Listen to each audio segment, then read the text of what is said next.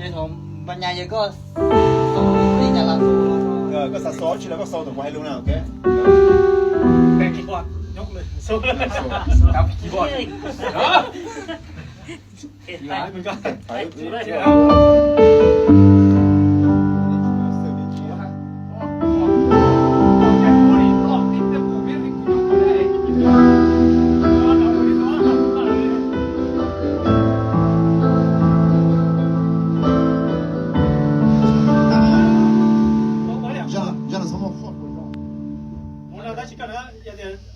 两个机器路，把道路刷一，这个大家跑个道路了，人家什么还想摘啊？那边机器咯，来这种咯，我在那种哈，在弄乜呢？咱搞着好像，那现在很多嘛，就摘点好嘛。มีสโลมันสิโหดเกินไปนะเพราะเป็นมันกินน้ำดีเลยสันตัวก็ค่อยๆอันนั้นเราเพราะว่าก็ยังว่าอยู่รุ่นหน่อยรุ่นเต๋อซะนะเฮงเจ้านี่มันกินมือกีตาร์เว้ยนะเป็นไงวะเพราะว่าจักรคู่มันเป็นคนเห็นมันเอากีตาร์มันเมนชอบมันชอบสโลว์อ่ะ那些保持他难现在ไปชื่อความเลยไปพร้อมกับข้อนั้นเลยเอาอย่าไปข้อเล่นไปเอาลูกกีตาร์ได้เสียหรอก็เต่าลูกเต๋อซะเต่ากันเนาะฉีดเลยฉีดหลงบึ้งตรงนั้นสิมันกินเดียวนี่มันกินเดียวเป็นโนสเต็มด้วย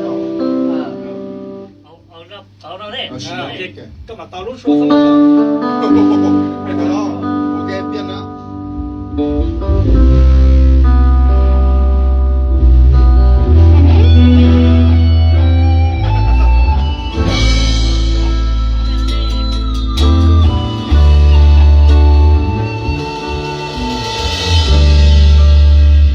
สุดแซมมือคีย์บอร์ดเห็นอย่างสนาว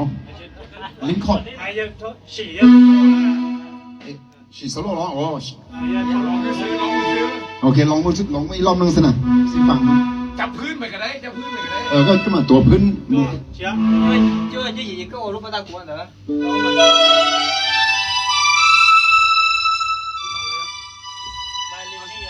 รู้แบบเรียนได้ผมว่ารู้น้อยมั่วติ้วหน่อยสิรู้ชดจ้านะรู้เย็นเนื้อเสียจ้า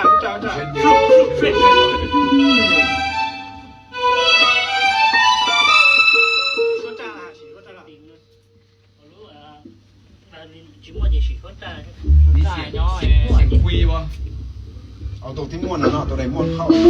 ม้วนมันจะเป็นเอาตัวสปา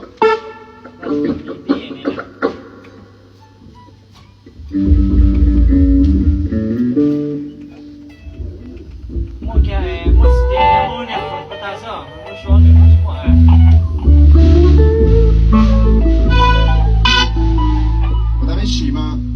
结果那网呢也就说还。